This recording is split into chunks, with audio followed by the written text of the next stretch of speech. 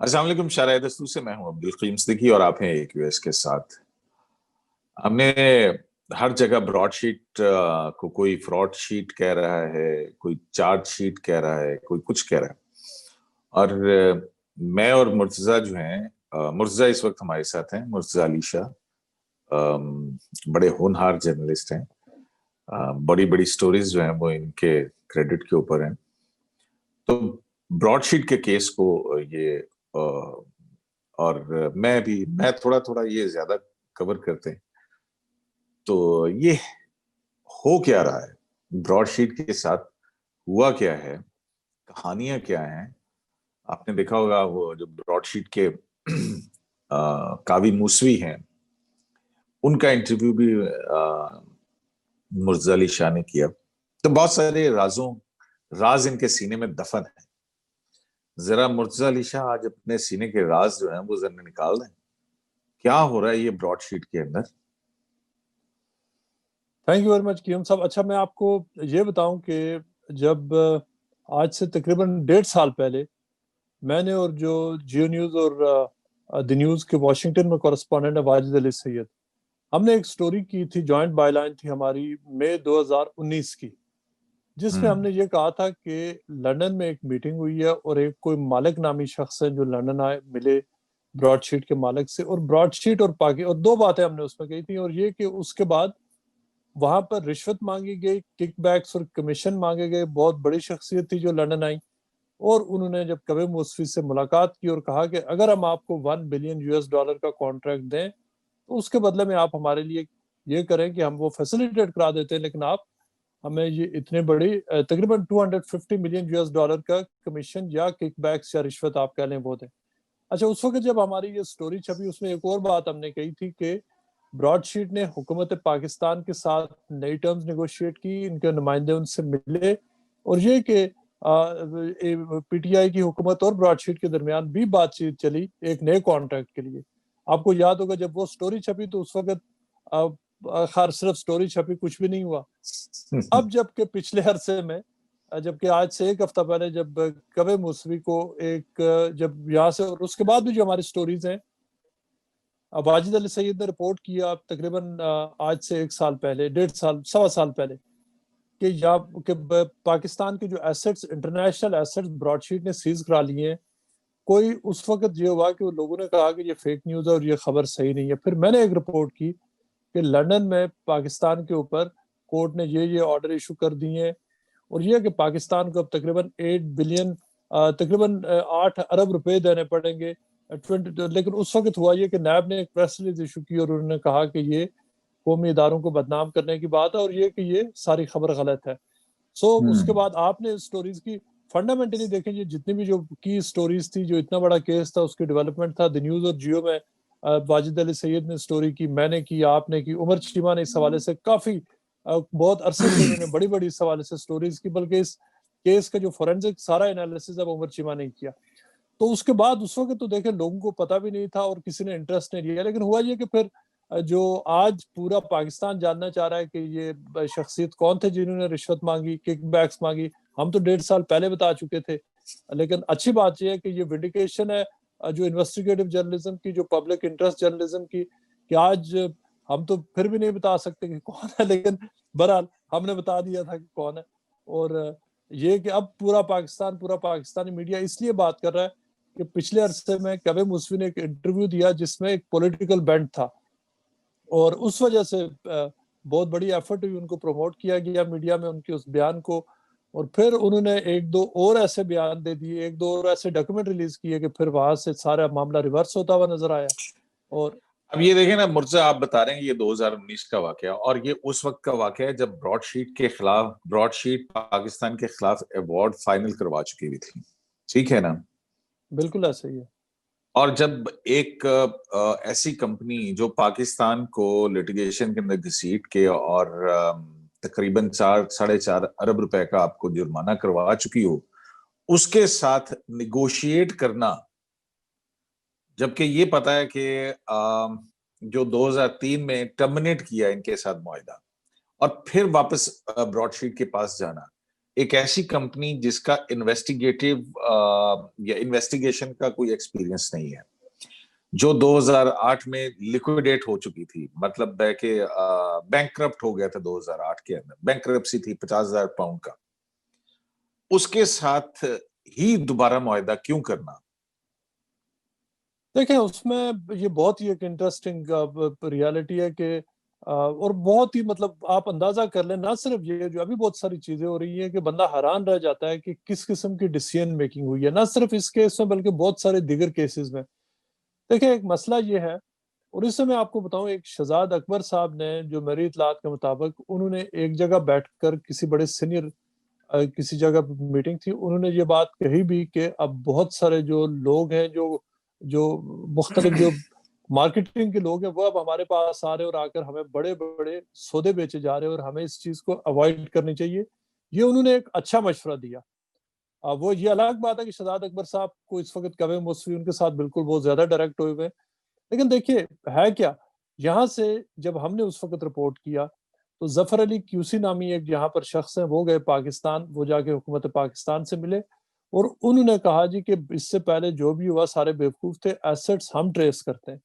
اور یہ وہ دوسری طرف یہاں براڈ شیٹ سے پہلے ملے پاکستان جانے سے پہلے, اور انہوں نے کہا کہ میں کانٹریکٹ لیتا ہوں حکومت پاکستان سے, ہم مل کر ایسٹس ٹریس کرتے ہیں.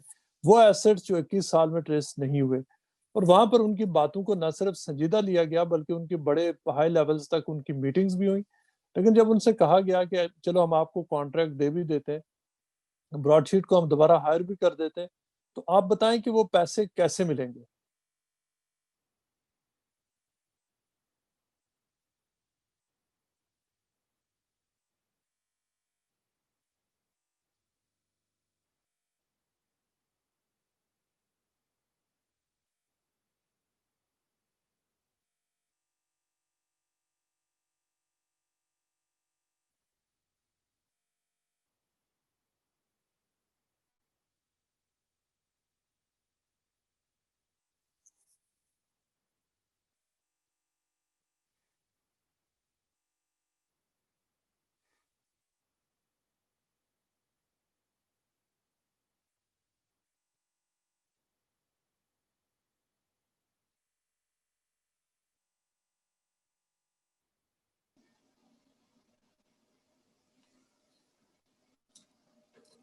ہاں جی, کیا ہو گیا یار؟ پتہ نہیں, یہ انٹرنیٹ چلا گیا تھا. وہ پہلا یہ ریکارڈ پتہ ہوا ہے نہیں. نہیں؟ ہاں ہوا کنٹینیو. چلو تو اچھا, اس کے بعد دیکھیں یہ میٹنگز وہاں پر ہوتی رہی, اور ان میٹنگز میں اس طرح کی کہانیاں ہوئیں کہ ہم آپ کو نئے سرے سے دیتے, اور بہت ہائی لیولز پر یہ میٹنگ ہوئی. یعنی ایفیکٹولی براڈ شیٹ نے اس وقت جو ان سے نیگوشیٹ کیا گیا, اس وقت ایٹ دا سیم ٹائم آپ دیکھیں کہ براڈ شیٹ نے almost at that time Pakistan کے ایسٹس فریز کرا دیے تھے. براڈ شیٹ نے پاکستان کو 65 ملین US ڈالرز کا ٹیکہ لگا دیا تھا, اور وہ کیسے 29 ملین ڈالرز ملے ہیں براڈ شیٹ کے جو مالک ہیں ان کو, ان کی کمپنی کو. اس کے علاوہ جو ان کے جو لندن میں پاکستان کے جو وکیل تھے تقریباً 20 ملین US ڈالرز ان کو ملے, اور اس کے علاوہ پاکستان کے اگر آپ اپنے ایکسپینڈیچرز ملائیں تو تقریباً 5 سے 10 ملین US ڈالرز وہ بنتے ہیں. یعنی تقریباً یہ 65 ملین US ڈالرز کا کیس ہے. اور نہیں تو حکومت ابھی کو وہ جو آپ اس میں یہ بھی تو دیکھیں نا مرزا, کہ آپ کو یاد ہے کہ براڈ شیٹ کا ایک پرانا جو کہ جس کا براڈ شیٹ سے تعلق نہیں تھا, اس بندے کو بھی تو 5 million out of court settlement, جو جج لکھتا ہے کہ آپ نے آؤٹ آف کورٹ سیٹلمنٹ کر کے یہ آپ نے پروو کیا ہے کہ آپ فالٹ کے اوپر ہیں, 580 فالٹ کے ملین سے آپ کو یہ کیا, لیکن وہ آؤٹ آف کورٹ سیٹلمنٹ کا ایک 5 ملین ڈالر جو ہے وہ وہ الگ بھی سے, پیمنٹ ہوئی.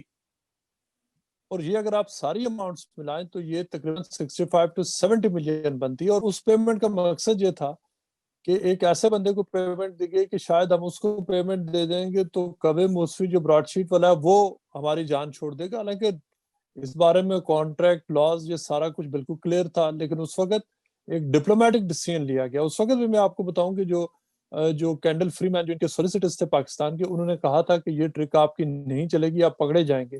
یعنی اب 65 ملین الگ سے پڑے اور وہ 5 ملین وہ اس وقت دے دیے, اور اس کے اوپر کوئی, اور اس کو وہ کچھ ڈپلومیٹس سے لندن میں انہوں نے یہ پیسے اس وقت پے کیے. وہ ایک الگ سے سٹوری ہے. واجد شمس الحسن صاحب سے میری بات ہوئی, انہوں نے یہ کہا کہ ان کو کوئی پتہ نہیں ہے, پاکستان فارن آفس سے ڈائریکشنز آئیں اور پیمنٹ کی گئی. انہوں نے واجد شمس الحسن بھی کہہ رہے ہیں کہ ان کا اس سے کوئی تعلق نہیں تھا, بلکہ وہ کہہ رہے ہیں کہ ان کو پوچھے بغیر وہ پیمنٹس کی گئی تھی. سو اس طرح کے سکینڈلز میں اس کیس میں, جو کہ بہت ہی ایک پریشان کن بات ہے کہ اتنے بڑے جو انٹرنیشنل لٹیگیشن کے کیسز ہیں ان کو کیسے ہینڈل کیا گیا. لیکن سب سے بڑا سکینڈل یہ ہے جو آپ نے کہا کہ ایک ایسی کمپنی جو پاکستان کو انٹرنیشنلی اس نے ہرا دیا ہے, اور ایک ایسے کانٹریکٹ کی بنیاد پر کہ جو کوئی سوچ سمجھ کر ایسا کانٹریکٹ میں انٹر نہیں ہوگا, اس کمپنی سے اتنی ایڈوانس لیول کی نیگوسیشنز ہوئی کہ یہاں پر تک کہا گیا کہ اگر آپ کمیشن دیں تو ہم آپ کو ایک اور کانٹریکٹ دے دیتے ہیں. اور تھا کیا, وہی جو 1999-2000 میں یہ کہا گیا تھا کہ نواز شریف کے تقریباً 1 سے 5 بلین US باہر موجود ہیں, اور آصف علی زرداری اور بینظیر بھٹو کے تقریباً 7 to 10 بلین US ہے UK, یورپ اور امریکہ میں. اور وعدہ یہ تھا کہ یہ تقریباً 15 بلین US ہم پکڑ کر پاکستان واپس لائیں گے. 15 بلین تو ایک طرف, 15 روپے بھی نہیں ملے ان کی طرف سے. اور ابھی آپ دیکھ لیں کہ ایک دفعہ پھر تقریباً 18-19 سال کے بعد وہی ڈسکشن چل رہی تھی جو 1999-2000 میں ہوئی کہ ہم نے یہ بلینز پکڑنے ہیں, وہ بلینز آج تک نہیں ملے. جی ہاں, اور وہ جو کانٹریکٹ تھا 200 سے زائد. بہرحال یہ اچھا مرتضی, ایک اور چیز بھی آپ کو اریٹیٹ نہیں کرتی ہے؟ مسئلہ یہ ہے کہ 2019 سے ایوارڈ آنے کے بعد سے جب 20 ملین کا ایوارڈ ہو گیا آپ کو, 17 ملین کاسٹ, وہ سوری ایوارڈ, اور 3 ملین کاسٹ, اس کے بعد سے مسلسل جو ہے وہ پیمنٹ نہیں کی جا رہی. یہاں پہ لا منسٹری جو ہے وہ نیب کو کہہ رہی ہے کہ جناب پیمنٹ کریں. پھر اس کے باوجود جو ہے وہ 2019 سے آپ آنورڈ جو ہے وہ سود پڑ گیا $9 ملین کا مزید. ٹھیک ہے, اور پھر ہم دیکھتے ہیں کہ اچانک سے وہاں پہ پاکستان ہائی کمیشن کے اکاؤنٹ کے اندر ایک بڑی رقم پہنچتی ہے, اور اس کے بعد وہ اکاؤنٹ سیز ہو جاتا ہے. یہ کہ کبھی بادر کیا کہ یہ کیا کوئنسیڈنس ہے, اور پھر وہاں سے نکل جاتی ہے. اور جب میں یہ سٹوری دیتا ہوں کہ پاکستان ہائی کمیشن کے اکاؤنٹ سیز ہو گئے ہیں, تو بشمول آپ کے بہت سارے لوگ نہیں مان رہے تھے. جس دن مجھے یاد ہے, یہ شاید 30 دسمبر کی بات ہے, جب جیو پہ یہ خبر بریک ہوئی تھی. ہاں, یہ جیو پہ مجھے یاد ہے خبر بریک ہوئی تھی کہ قیوم صدیقی کی کہ پاکستان کے اکاؤنٹس فریز ہو گئے. سچی پوچھیں اس وقت جو پاکستان ہائی کمیشن اور سارے جو مختلف ڈپلومیٹس ہیں انہوں نے میڈیا کو بریف کرنا شروع کر دیا کہ اکاؤنٹس فریز نہیں ہو اور یہ جھوٹی خبر ہے. لیکن چونکہ پہلا ایکسپیرینس ایسا تھا کہ جتنی بڑی خبریں ہم نے دی تھی ان سب کو فیک کہا گیا تھا. آپ کو یاد ہے میری ایک خبر پر نیب نے پریس ریلیز ایشو کر دی تھی کہ یہ جھوٹی خبر ہے اور قومی اداروں کو بدنام کرا رہے ہیں. اور میں نے کہا تھا کہ تقریباً 8 ارب روپے پاکستان نیب کا بس چلے تو وہ جسٹس مقبول باقر صاحب کا وہ جو خواجہ سعد رفیق کے کیس میں ججمنٹ ہے, وہ بھی کہہ دیں گے کہ یہ غلط جھوٹا خبر ہے. تو وہ خبر دیکھیں, نیب کا تو 2 سال بعد وہ خبر پوری ثابت ہوئی. آپ کو بھی یہ پورا کریڈٹ ہے کہ آپ قائم رہے کہ اکاؤنٹس فریز ہوئے.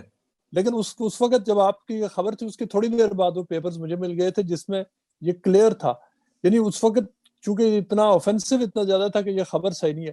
فیکٹ یہ ہے کہ پاکستان کے جو اکاؤنٹس ہیں وہ فریز ہو گئے تھے تقریباً جون 2020 میں, اور اس وقت بھی ہم نے کہا تھا کہ اس وقت وہ انٹرم فریزنگ آرڈر تھا.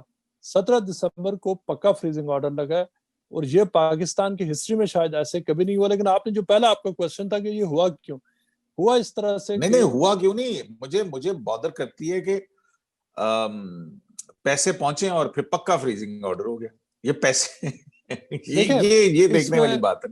اس میں ہاں ہوا یہ ہے کہ جو پیسے آئے پاکستان سے یہاں پر پہنچے, یہ پوری انٹیلیجنس جو براڈ شیٹ ہے ان کے پاس تھی, اور اس بات میں کوئی شک نہیں ہے کہ اس حوالے سے جتنے ڈیولپمنٹس نیب میں ہو رہی تھی, پاکستان میں ہو رہی تھی, وہ براڈ شیٹ کو وہاں سے یہ انفارمیشن فیڈ کی جا رہی تھی.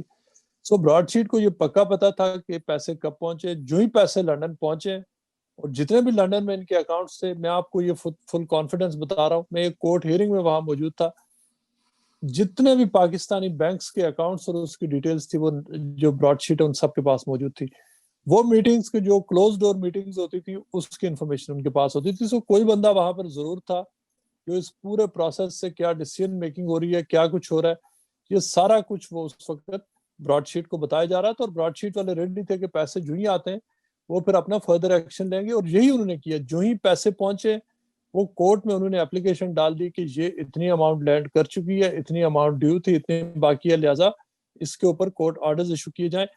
جو براڈ شیٹ ہے ان کو یہ بھی پتا تھا کہ دیکھیں نا, مسئلہ یہ ہے کہ وہ 17 دسمبر کا جو آرڈر ہے مرتضیٰ, آپ یہ دیکھیں گے اس کے بعد بھی آپ کو 31-30 دسمبر تک کا ٹائم دیا گیا کہ آپ جو ہے نا وہ اپروو کر دیں اس کو, وہ پیسے چلے جائیں ادھر, 24 لیکن دسمبر تک نہیں اپیل کا کیے گئے, اختیار تھا. 24 نہیں کیے دسمبر گئے, ایسے ہوا, نہیں کیے گئے نا. 24 دسمبر کو کہا گیا کہ آپ اپیل کیے. اچھا اپیل نہیں کی, اگر اپیل کرتے تو پیسے اس وقت بچ سکتے تھے. اپیل نہیں کی اور پھر یو بی ایل کو خط لکھا گیا کہ آپ نے یہ پیسے آگے نہیں دینے. آپ پیسے لا چکے ہیں اس چکر میں, اب آپ یو بی ایل کو کہہ رہے ہیں کہ آپ پیسے نہ دیں. یو بی ایل کو لنڈن ہائی کورٹ نے کہہ دیا تھا کہ آپ پہ کانٹمپٹ آف کورٹ لگے گی, فریز اور کریں, آپ کا بالکل یونیلیٹرلی وڈرا کریں اس کو, یونیلیٹرلی کرے, اور اگر آپ یہ نہیں کرتے تو آپ کا اکاؤنٹ بند کر دیا جائے گا, آپ کا لائسنس وڈرا کیا جائے گا. یو بی ایل کے پاس چوائس نہیں تھی, اور یو بی ایل کو تو پاکستان سے بزنس ملے نہ ملے وہ افورڈ کرتے ہی نہیں تھے کہ بینک آف انگلینڈ یا لنڈن ہائی کورٹ ان کے اوپر ایک ایسی پینلٹی ڈالے کہ وہ ان کا پورا بینکنگ کا بزنس ہی یہاں سے ختم ہو جائے. لیکن میں حیران کن اسٹریٹجی تھی کہ آپ پیسے بھیج رہے ہیں, جلدی میں بھیج رہے ہیں, اور ایک دم وہاں سے ارینجمنٹ ہوئی, اور پھر آپ کہہ رہے ہیں کہ دینے نہیں ہے آگے.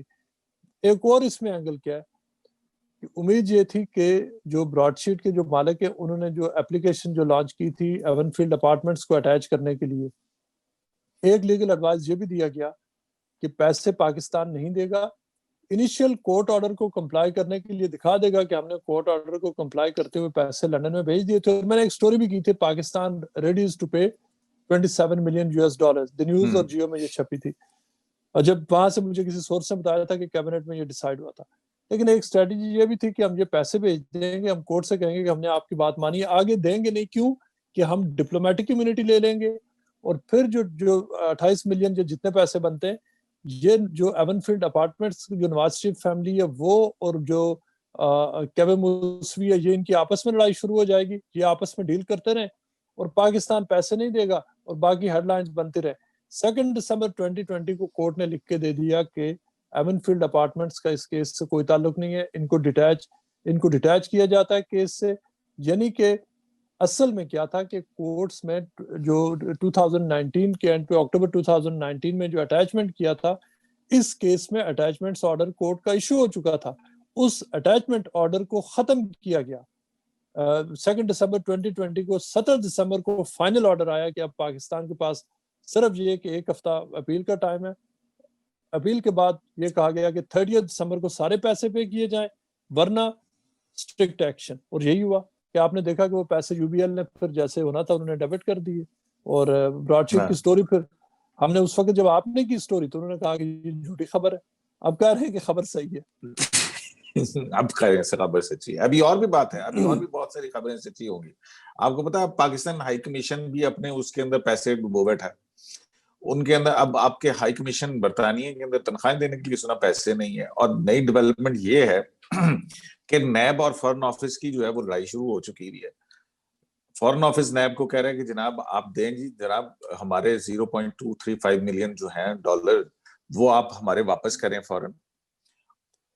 اس کی دیکھیں وہ بات فارن آفس کہے تو ٹھیک رہا, ہوا یہ ہے کہ جب پیسوں میں تقریباً 2.5 ملین کا وہ شارٹ فال تھا, نیب نے تقریباً بھیجے تھے 26 ملین, باقی جو تقریباً یہ 2.5 سے 3 ملین بنتے ہیں وہ پڑے ہوئے تھے پاکستان ہائی کمیشن کے. وہ پیسے جو basically ministry of foreign affairs کے پیسے ہیں جو جہاں مختلف سروسز کے ملتے ہیں, جو ویزا لگے, ویزے کے پیسے ہو گئے, باقی سروسز کے جو روٹین میں یو بی ایل کے اکاؤنٹ میں جمع کراتے ہیں.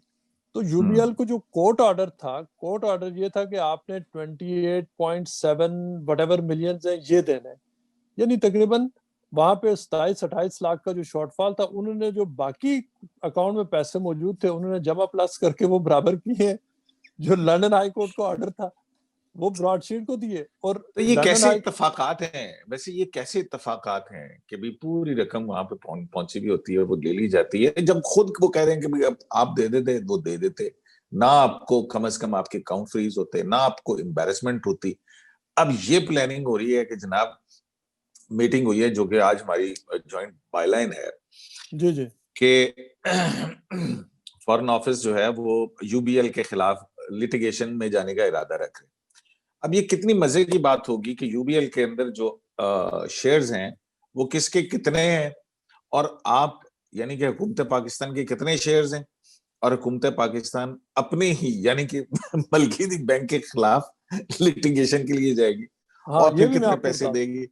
یہ بھی میں آپ کو بتا دیتا ہوں. پاکستان کے یعنی آج جو ہماری خبر ہے, اور یہ اس ان ایکسکلوسیو ڈاکیومنٹس پہ موجود ہے جو ہم نے ریلیز کیے ہیں دی نیوز اور جیو پہ, کہ وہ اب کہہ رہے ہیں کہ ہم نے یو بی ایل کے خلاف لیگل ایکشن لینا, ان سے بزنس ختم کرنا, اور ہم دیکھیں گے کہ اکاؤنٹس کہیں اور لے جائیں. اچھا یو بی ایل کیا ہے؟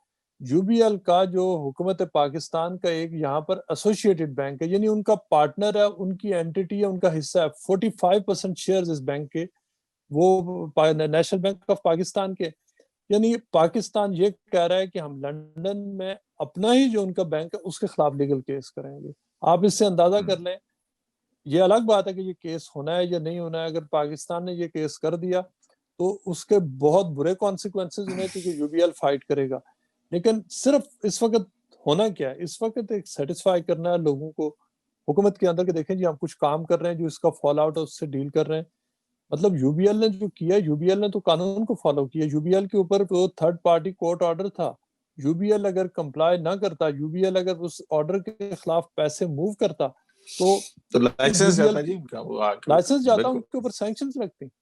اور وہ یہ والا نہیں تھا کہ جس کو گورنمنٹ ہٹا سکتی, وہ ریگولیٹری اور پھر بھی لائسنس نقصان کس کا ہوتا؟ پاکستان کا.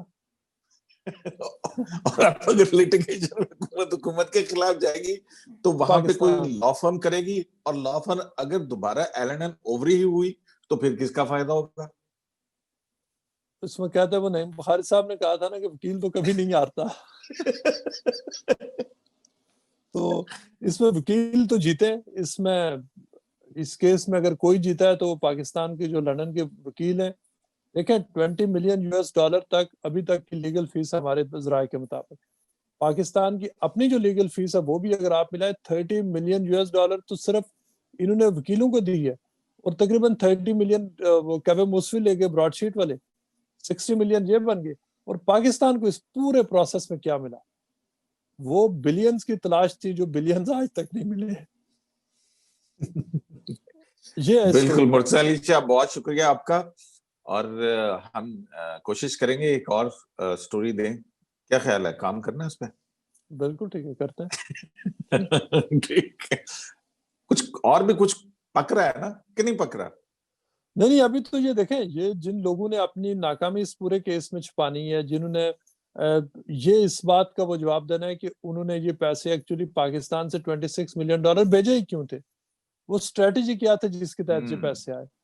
اگر تو آپ کے پاس اکاؤنٹ میں پیسے ہوتے ہی نا تو پھر تو آپ پہ نہیں, یہ الگ بات ہے کہ اس کے اوپر وہ سینکشنز لگنی تھی جو بھی ہونا تھا. لیکن یہ فیصلہ جو بھی ہوتا ہے, یہ امبیرسمنٹ تو نہ ہوتی. ہاں, تو یہ کیا کس نے؟ اب وہ سارے جو ان ناکامیوں کو چھپانے کے لیے اب مزید جو ہے نا وہ اسٹریٹجک مسٹیکس کی جا رہی ہیں.